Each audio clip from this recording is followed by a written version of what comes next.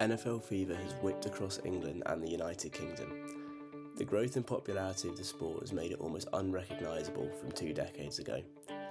There are currently 3 NFL games being played in London a year, with the Tottenham Hotspur Stadium being built specifically to host American football.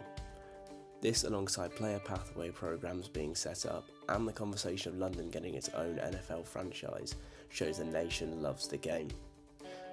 Yet despite all of this, when you look at the fastest growing sports that are actually being played in England, it's nowhere to be seen. In this piece we'll get out there to experience American football being played at the amateur level across the northwest of England.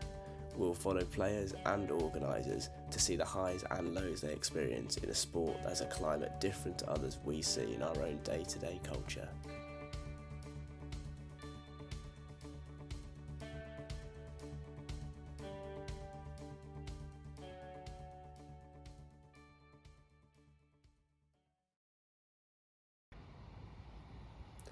Where better to start than with the current best American football team in the UK? The Manchester Titans are gearing up for an off-season training session, combined with an open tryout. The Titans are flying at the moment. In 2022 they broke the London Warriors dynasty to win the Brit Bowl, England's version of the Super Bowl. They went on to retain that title last year. However, today the first task is waiting for the under-10s traditional football team to vacate the 3G pitch so they can get to business. Liam Twigg is the one responsible for getting things going. So I'm Liam Twigg, or more known as Twiggy to 90% of the people in the football community. I'm a player and club chairman at the Titans. I've been here for, this year will be the 10th season I've been here. Given the lack of money and backing circulating the sport, it's not uncommon to find players dealing with issues on and off the field. But if you're wondering whether that holds them back,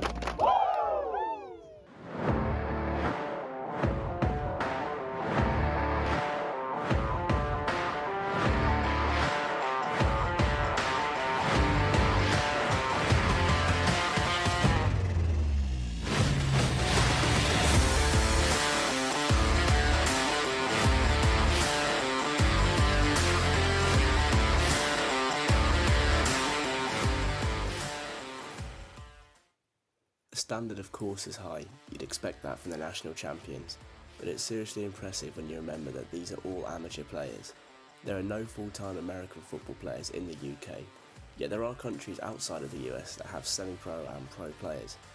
The GFL, or German Football League, experienced decent success fielding professional players, which led to the conception of the European League of Football. I think we'll get some of the EFL, like the semi-pro league that started in Europe. This keeps being talk of a team based in the UK being part of that. There was meant to be a team going in this year, but then I think it may be next year. 17 teams spanning Europe are members, and they contain 8 players on a full-time salary and the rest on semi-pro contracts, a huge leap for the international game. However, the London team has postponed joining, as the market is still unknown to the majority of the football community. I think it's 250 grand or something they have to get into it and set up it all, so it's quite a big commitment financially for a sport that is at this point semi-professional mostly. From speaking to people around the game, it's clear that they feel it's in a pivotal point of its existence outside of the US, and how they act now could heavily affect how the sport develops in this country. So there is a niche there. It's obviously, people watch it, every Wembley game gets sold out when the NFL are down there, so there is a desire for it. It's just making sure that it doesn't get too big and then sort of collapse because it stretches too far. It has to be a gradual process to make it a quality product. I know that's what the governing body is trying to get to, that the top divisions are that decent quality product rather than something that's not that good, because people aren't going to pay to go and watch something that's not great. But if it's a good product and you're going to see it, it's going to work. It's interesting hearing Twiggy speak about the game he loves. You can tell he's been around it for a long time and has a clear idea of how the sport could and should progress. However, American football in the UK spans a wide demographic and has a strong core at the university level. The game thrives in the culture due to piquing students' curiosity and the social benefits of joining a roster, and James is a member of this community. Do you want full name or just? Yeah, go for it. My name's James Hunt. I'm a defensive end. I currently play for the Manchester Tyrants. and when I'm back home, I play for the Oxford Saints. The Manchester Tyrants are almost the Titans' younger sibling. They're the University of Manchester's team whose season runs through the academic year and over winter. James is here with the Titans instead though, for open tryouts and is being put through his paces. This is Prem and adult ball, so not only are you playing like full-grown adults, but it's the top level in the country. Massive step up, both in like terms of like the size of the players, the athleticism, the level of coaching, the experience. It's just it was like very much got the feeling I was one of the worst players there today, but that doesn't matter. I'm just happy to be here and getting better.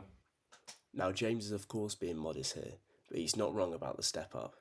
You'd struggle to find another sport, however, where a university student could train with the highest level in the country, but that's where the game is at the moment.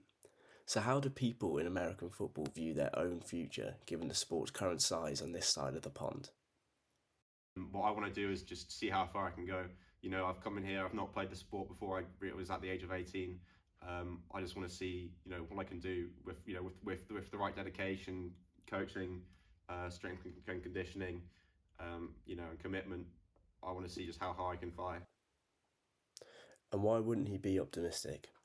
Even the short time that we were around the game, it's obvious to see the ambition it has to grow and develop, and James is seeing this all right in front of him now. But at the moment, you can just see the Titans over there. They're preparing for games in Europe against professional teams. They're looking to play games across into Europe. They're at that level of trying to elevate the sport in the country. Future plans will have to be put on hold for the time being now, though, as there's business to be done by James and the Tyrants on the field. You've got a game tomorrow for the Manchester Tyrants. That's right, yeah. And you're playing the Liverpool Raptors, yeah. So what is it that rests on this game then? Basically, whether we take the division or not. So we're 4-1 currently, 4 wins, 1 loss. The only loss we've had is against Liverpool. So we're looking for a bit of revenge. So if we can win this game, probably take the division onto playoffs. If we lose this game, it's a lot more cloudy for the future. With the amount riding on the game and the opportunity to follow James into one of the clashes of the season, we hit the road. The sport may be American, but the weather remains British. Lashing wind and rain remained as a constant over the weekend, but following a blast down the M62, we made it to JMO Sports Park in time for a matchup that meant everything. It was Sunday the 10th of December and the Manchester Tyrants were taking on the Liverpool Raptors in what could be a season-defining match. James would be hoping his defenders can nullify the Raptors' bullish running game, suited to the weather. They have a big job on their hands and everyone will need to do their part. If they get this result, it could send them into the New Year's and give them a chance of finishing in the playoffs. The Tyrants meant business and came out roaring out the blocks. They put up 3 quick touchdowns, each one with a 2-point conversion, to give themselves a comfortable 24-0 lead. The Raptors didn't know what hit them.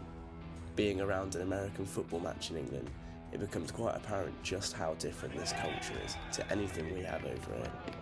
The enthusiasm of the players, the jumping celebrations and the sense of fight and togetherness. The support shown by the group is massive. A key example of this is the whole team chanting defence, almost willing them into making the start.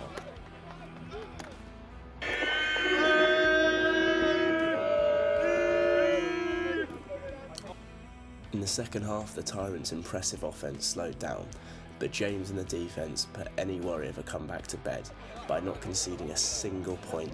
The Raptors scored once off a quarterback fumble. The Tyrants came through as comfortable winners with a score of 30-6. They will now head into the Christmas break with a fine record of 5-1. It's safe to say James is pretty pleased. I'm absolutely buzzing. Yeah, I think on defence we've really put in a shift. We had the first half we didn't let them do anything. Second half they got close a couple of times, but we didn't break. Spirits after that win are phenomenal. Yeah, we're in the clouds really. What's that, 5-1 now? 5-1. We lost our first game against these lot back in Manchester.